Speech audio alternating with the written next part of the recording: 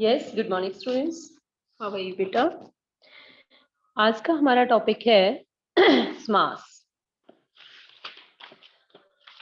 Students, समास जो है हम जो है उपसर्ग प्रत्यय कर चुके हैं।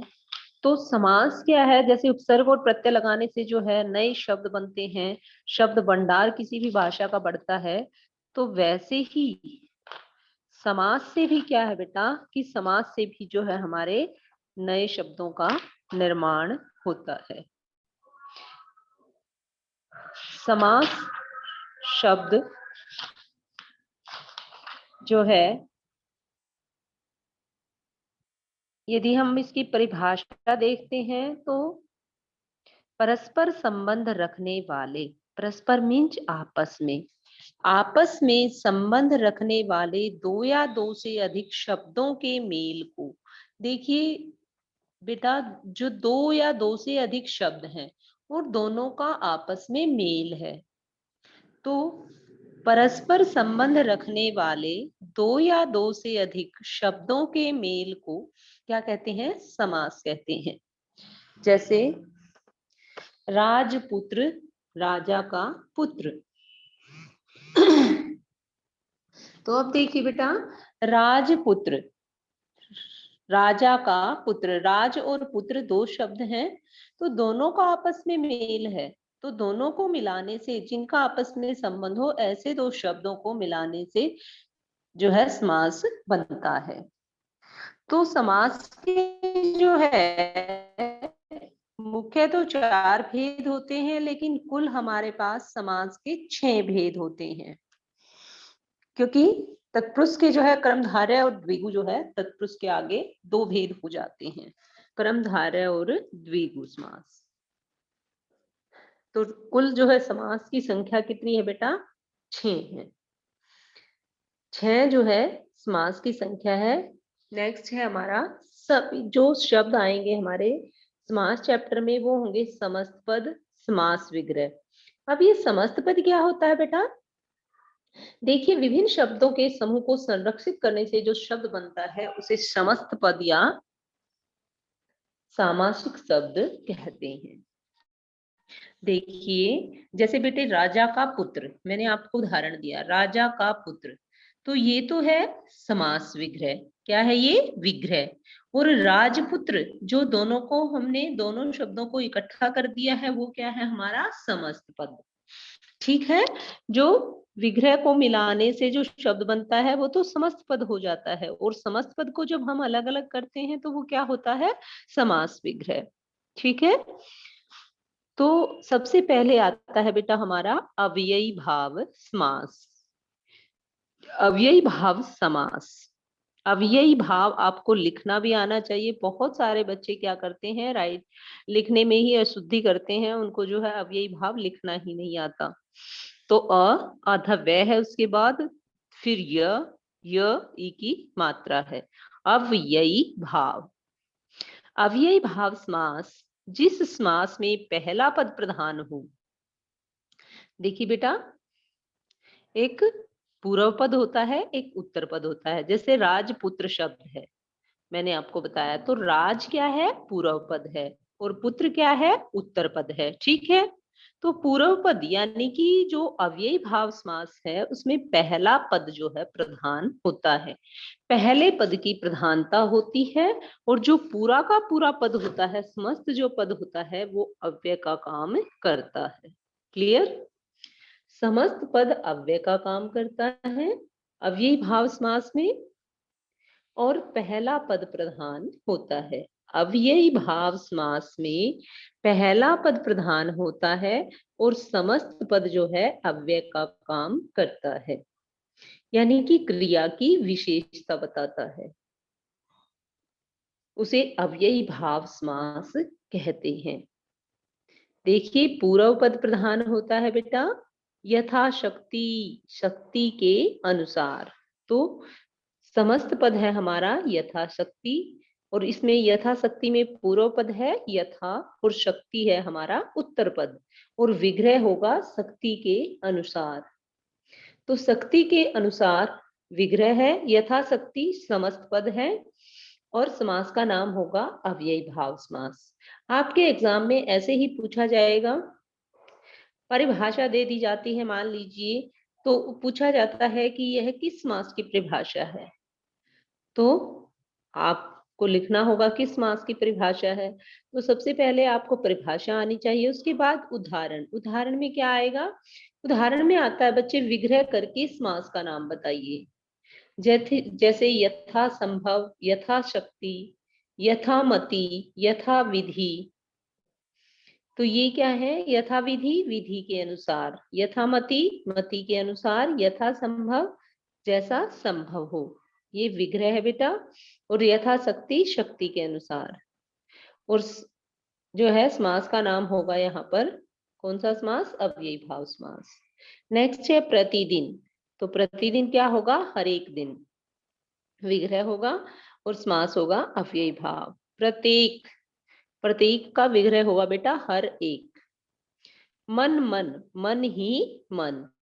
नेक्स्ट है द्वार द्वार, द्वार ही द्वार। निधड़क, बिना धड़क के, मतलब बिना धड़कन के। आजीवन, पूरा जीवन, जीवन पर्यंत। बेशक, बिना शक के। बेफायदा, बिना फायदे के। बखूबी, खूबी के साथ। बाकायदा, कायदे के अनुसार। आमरण, मरण पर्यंत। आ जानू, कई बार आता है ये समास बेटा, आ जानू। जानवों तक, जानू क्या होते हैं? घुटने, घुटनों तक। तो आ जानू, इसका विग्रह क्या होगा? घुटनों तक, जानवों तक। भर पेट, पेट भर कर। भरसक, भरसक का क्या होगा बेटा? भरसक,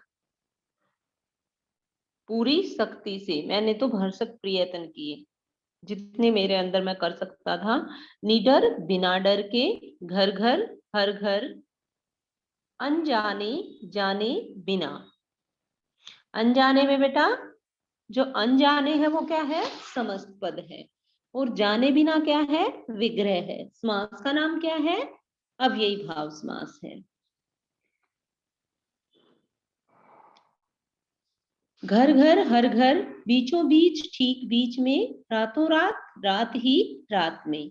हाथों हाथ, हाथ ही हाथ में। आ समुद्र, समुद्र पर्यंत। आ समुद्र का विग्रह क्या होगा? समुद्र पर्यंत। बेखटके, खटके के बिना। दिनों दिन, दिन के बाद दिन। हर रोज, रोज रोज। तो ये था बेटा हमारा अव्ययी भाव समास। एक बात और नोट करना, जो अव्ययी भाव समास होगा उसमें जो पहला जो पूर्व पद होगा या तो आपको अव्यय मिलेगा या वो उपसर्ग मिलेगा। ठीक है, तो अव्यय या उपसर्ग जो है, थोड़ा सा आप देखेंगे, पहला जो अक्षर है तो वह जो है अव्ययी भाव होता है समास तकरीबन। नेक्स्ट देखिए तत्पुरुष समास। नेक्स्ट क्या है बेटा? तत्पुरुष समास। अव्ययी भाव समास की क्या परिभाषा है? अव्ययी भाव समास में जो है क्या होता है? अव्ययी भाव समास, जिस समास में पहला पद प्रधान हो और समस्त पद जो है अव्यय का काम करे। जिस समास में पहला पद प्रधान हो वो क्या होगा? अव्ययी भाव समास। और जिस समास में दूसरा पद यानी कि उत्तर पद प्रधान हो, मैंने कहा था जो पहला पद है उसे कहते हैं हम पूर्व पद। तो जिस समास में उत्तर पद प्रधान हो तो वहां होता है कौन सा? जिस समास में उत्तर पद प्रधान हो वहां तत्पुरुष समास होता है। तत्पुरुष, तत् मीन्स वह, पुरुष मीन्स आदमी, यानी वह कोई दूसरा। जिस समास में दूसरा पद प्रधान हो वह पुरुष, वह आदमी। इस प्रकार तत्पुरुष जो शब्द है वो अपना ही एक अच्छा एग्जाम्पल है बेटा।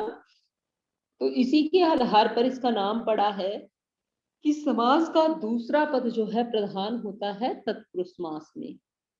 इस प्रकार जिस समास का दूसरा पद प्रधान हो और दोनों के बीच प्रथम तथा अंतिम कारक के अतिरिक्त शेष किसी भी कारक की विभक्ति का लोप किया जाता है तो उसे तत्पुरुष समास कहते हैं। तो देखिए बेटा, जब हम विग्रह करते हैं, तत्पुरुष समास के शब्दों का जब हम विग्रह करते हैं तो कर्ता कारक और संबोधन कारक को छोड़कर जो है आपको सभी विभक्तियां जो है दिखाई देंगी। जैसे बेटा कारक क्या होते हैं, कारक की पहचान, कारक चिन्ह क्या होते हैं हमारे, कर्ता ने कर्म को करण से संप्रदान के लिए अपादान से जुदाई संबंध का के की अधिकरण में पर। तो क्या है बेटा कि जैसे कर्ता और कौन सा अंतिम जो संबोधन होता है, कर्ता ने कर्म को करण से संप्रदान के लिए अपादान से जुदाई संबंध का के की संबोधन हे अरे, यानी कि पहली विभक्ति और संबोधन हे अरे को छोड़कर जब आप इन तत्पुरुष समास के शब्दों का विग्रह करते हैं तो कारक विभक्तियां निकल कर आती हैं, कर्म से शुरू हो जाती हैं। कर्म किस क्या है, को आएगा जब आप जो है इसका विग्रह करोगे। तो देखिए कैसे आता है बेटा, जैसे एग्जांपल है आपके, ग्रंथकर्ता, ग्रंथ को रचने वाला, ग्रंथ को करने वाला मीन्स ग्रंथ को रचने वाला। नेक्स्ट है स्वर्ग प्राप्त, स्वर्ग को प्राप्त, देशगत, देश को गया, यश प्राप्त, यश को प्राप्त। तो ये कौन सा तत्पुरुष पढ़ रहे हैं हम, कर्म तत्पुरुष। प्रलोक गमन, प्रलोक को गमन। नेक्स्ट है हमारा आशातीत, आशा को लांघ कर गया हुआ, जल पिपासु, जल को पीने की इच्छा, गृह आगत, घर को आया हुआ, ग्रंथकार, ग्रंथ को रचने वाला, ग्रामगत, गांव को गया। तो ये कौन सा समास था, कर्म तत्पुरुष। जैसा मैंने आपको बताया है कि इसमें जो है तत्पुरुष समास में जो है कर्म से लेकर अधिकरण तक सारी जो है विभक्तियां आती हैं जब हम इसका विग्रह करते हैं शब्दों का। अब तो जैसे कर्म तत्पुरुष था तो को आया है विग्रह में। अब अगर हम देखते हैं करण तत्पुरुष, तो कर्ता ने कर्म को करण से, करण में क्या आता है, से, विग्रह करने के पर, जैसे से या के द्वारा, हस्तलिखित, हाथ से लिखी हुई, तुलसीकृत, तुलसी से कृत, बाण विद्ध, बाण से विद्ध, वज्रहत, वज्र से हत, ईश्वर प्रदत्ता, ईश्वर से प्रदत्त, मन घड़ंत, मन में गढ़ी हुई, कपड़ छन, कपड़े से छना हुआ, मद माता, मद से माता, शोकाकुल, शोक से व्याकुल या आकुल, प्रेमातुर, प्रेम से आतुर, दयार्द्र, दया से आर्द्र, अकाल पीड़ित, अकाल से पीड़ित, कष्ट साध्य, कष्ट से साध्य, गुरुकृत, गुरु से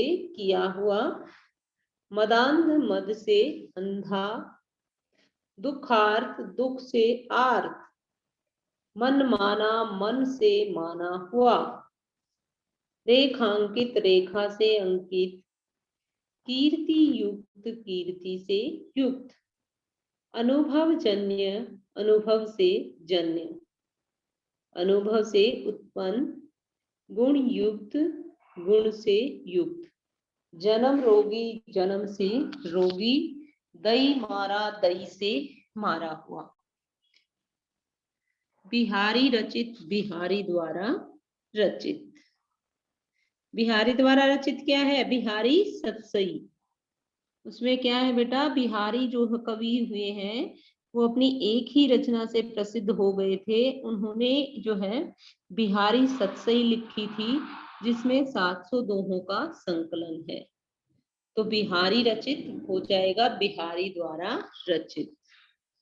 नेक्स्ट है बेटा करण के बाद संप्रदान तत्पुरुष। कौन सा तत्पुरुष? संप्रदान तत्पुरुष। तो संप्रदान में जो है क्या होता है? संप्रदान में के लिए जब हम विग्रह करेंगे तो जो है के लिए जो है विभक्ति का प्रयोग होगा। देशभक्ति देश के लिए भक्ति, रण निमंत्रण रण के लिए निमंत्रण, कृष्ण अर्पण कृष्ण के लिए अर्पण, यज्ञशाला यज्ञशाला यज्ञ के लिए शाला, क्रीड़ा क्षेत्र क्रीड़ा के लिए क्षेत्र, राह खर्च राह के लिए खर्च, रसोई घर रसोई के लिए घर, रोकड़ बही रोकड़ के लिए बही, हथकड़ी हाथों के लिए कड़ी, मालगाड़ी माल के लिए गाड़ी, पाठशाला पाठ के लिए शाला। नेक्स्ट है बेटा ठकुर सुहाती, ठाकुर को सुहाती, आराम कुर्सी विग्रह होगा आराम के लिए कुर्सी, बलि पशु बलि के लिए पशु, विद्याग्रह विद्या के लिए ग्रह, गुरु दक्षिणा गुरु के लिए दक्षिणा, हवन सामग्री हवन के लिए सामग्री, मार्ग व्यय मार्ग के लिए व्यय, युद्ध भूमि युद्ध के लिए भूमि, राज्य लिप्सा राज्य के लिए लिप्सा, डाक गाड़ी डाक के लिए गाड़ी, जेब खर्च जेब के लिए खर्च। ये कौन सा था बेटा? हमारा संप्रदान तत्पुरुष। नेक्स्ट है हमारा अपादान तत्पुरुष। अपादान में क्या है? अपादान में बेटा आपको क्या है? जुदाई का बोध होता है, अलगाव का बोध होता है।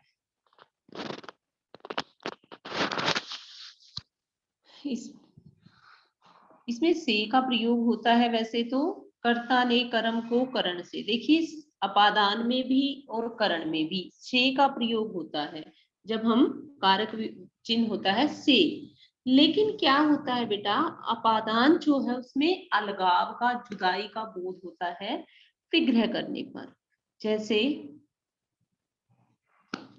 क्या है? शब्द है हमारा पथ भ्रष्ट पथ से भ्रष्ट, भयभीत भय से भीत, पदच्युत पद से मुक्त, ऋण मुक्त ऋण से मुक्त, देश निर्वासित देश से निकाला, बंधन मुक्त बंधन से मुक्त, ईश्वर विमुख ईश्वर से विमुख, मदोमत मदोन्मत्त क्या होता है? मद से उन्मत्त।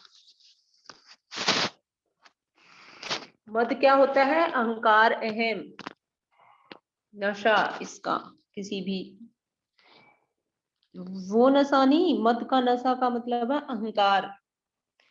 विद्याहीन विद्या से हीन।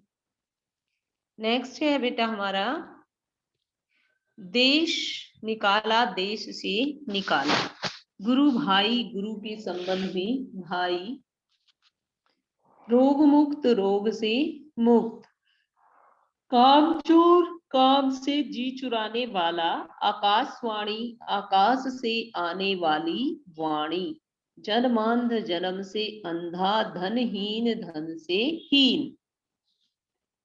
तो ये कौन सा समास था हमारा? ये था संप्रदान तत्पुरुष।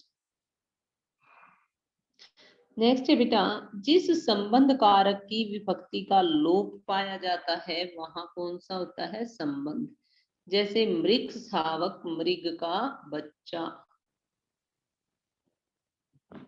वज्रपात वज्र का पात, घुड़दौड़ घोड़ों की दौड़, लखपति लाखों का पति, राज रानी राजा की रानी, आमचूर अमचूर आम का चूर, बैलगाड़ी बैलों की गाड़ी, वन मानुष वन का मानुष, दीनानाथ दीनों के नाथ, राम कहानी राम की कहानी, रेल कुली रेल का कुली, पितृगृह पिता का घर, राष्ट्रपति, राष्ट्र का पति। चाय बागान, चाय के बागान। वाचस्पति, वाणी का पति। विद्याभ्यासी, विद्या का अभ्यासी। राम आश्रय, राम का आश्रय। अछूतो उद्धार, अछूतों का उद्धार। विचाराधीन, विचारों के अधीन। देवलोक, देवों का। देवालय, देवों का आलय। लक्ष्मीपति, लक्ष्मी का पति। रामानुज, राम का अनुज। रामानुज, राम का अनुज। प्राधीन, दूसरे के अधीन। राजपुत्र, राजा का पुत्र। पवन पुत्र, पवन का पुत्र। राजकुमार, राजा का कुमार। नेक्स्ट है बेटा हमारा अधिकरण तत्पुरुष। अधिकरण में क्या पाया जाता है? पार चिन्ह क्या होता है अधिकरण का? में और पर। तो जब हम इसका विग्रह करते हैं अधिकरण तत्पुरुष का, तो में और पर जो है विग्रह में आते हैं। देशाटन, देश में अटन। वनवास, वन में वास। देशाटन क्या होता है? देश में अटन। कवि श्रेष्ठ, कवियों में श्रेष्ठ। आनंद मगन, आनंद में मगन। गृह प्रवेश, गृह से में प्रवेश। शरणागत, शरण में आगत। ध्यानावस्थित, ध्यान से अवस्थित। कला प्रवीण, कला में प्रवीण। शोक मगन, शोक में मन। शोक मगन का क्या हो जाएगा? शोक में मन। तो लास्ट है बेटा इसका कौन सा है हमारा तत्पुरुष का? भेद है नए तत्पुरुष। नए तत्पुरुष में क्या होता है? अहित, नहित। निषेध, अभाव के अर्थ में किसी शब्द से पूर्व अ या अन लगाने से जो समास बनता है उसे कहते हैं हम न तत्पुरुष। जब किसी चीज को करने के लिए मना किया गया हो, किसी चीज की कमी हो, अभाव, तो तब होता है बेटा उसमें शब्द के आगे हम अ लगा देते हैं या अन लगा देते हैं, तो वहां होता है न तत्पुरुष। न तत्पुरुष के उदाहरण देखेंगे। न तत्पुरुष के हमारे उदाहरण हैं अहित, न हित। अधर्म, न धर्म। अनुदार, न उदार। अनिष्ट, न इष्ट। अपूर्ण, न पूर्ण। असंभव, न संभव। अनाश्रित, न आश्रित।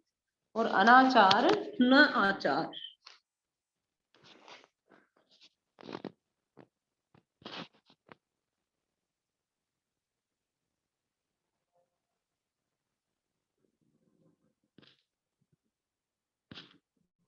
नेक्स्ट है बेटा हमारा एक होता है अलुक तत्पुरुष।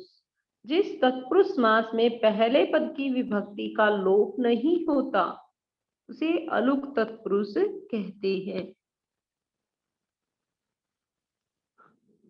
यानी कि जो अलुक तत्पुरुष है उसमें जैसे मन सिद्ध, अब पहला पद क्या है? मन है। अब मन जो है उस विभक्ति का कोई लोप नहीं होगा, वो एज इट इज रहेगी। तो मन सिद्ध, मन में उत्पन्न। वाचस्पति, वाच क्या होती है? वाणी, तो वाणी का पति। विश्वंभर, विश्व को भरने वाला। विश्वंभर। पूर्णिमा,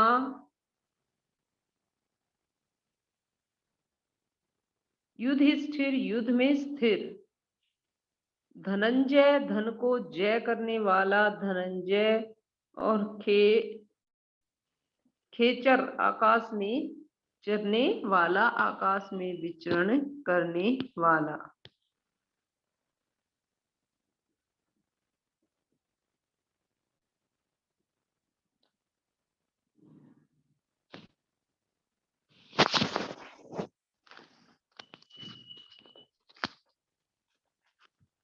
नेक्स्ट है बेटा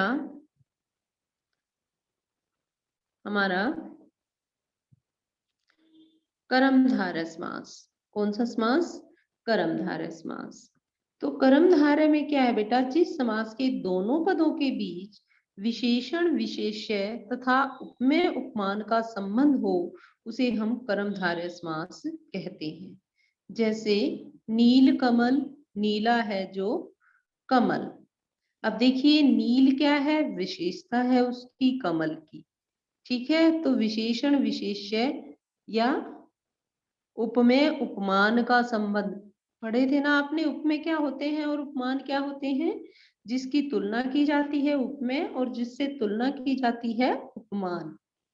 लाल मिर्च, लाल है जो मिर्च।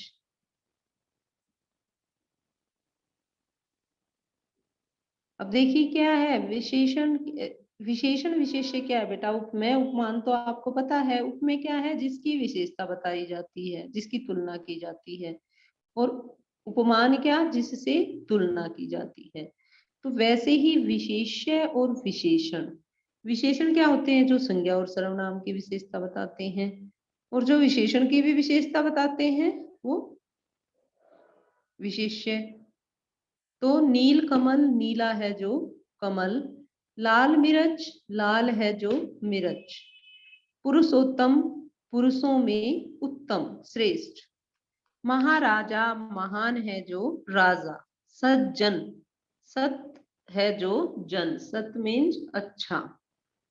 सत है जो जन। भला मानस, भला है जो मानस। सद्गुण, अच्छे हैं जो गुण। सद्गुण, अच्छे हैं जो गुण। शुभ आगमन, शुभ है जो आगमन। नीलांबर, नीला है जो अंबर। नेक्स्ट है बेटा चंद्र मृग सावक मुख। तो चंद्र की समान है जो मुख। तो इसमें क्या है? उपमेय उपमान संबंध है। पुरुष सिंह, सिंह के समान है जो पुरुष। तो यहाँ भी जो है उपमेय उपमान संबंध है। नीलकंठ, यहाँ पर विशेषण विशेष्य संबंध है। नीला है जो कंठ। महान है जो जन, महाजन। तो महान है जो जन। बुद्धि बल, बुद्धि रूपी बल। गुरुदेव, गुरु रूपी देव। कर पल्लव, पल्लव रूपी कर। कमल नयन, कमल के समान नयन। कनक लता, कनक की सी लता। तो बच्चों आज जो है हमने 3 समास किए हैं, अव्ययी भाव, तत्पुरुष, कर्मधारय। तो इन तीनों समासों को आपने विद एग्जाम्पल जो है आप अपनी नोटबुक में राइट करेंगे। और अब बेटा जो है 10 मिनट्स का अब हमारा जो है डाउट सेशन स्टार्ट होता है। Keep your notebook with you.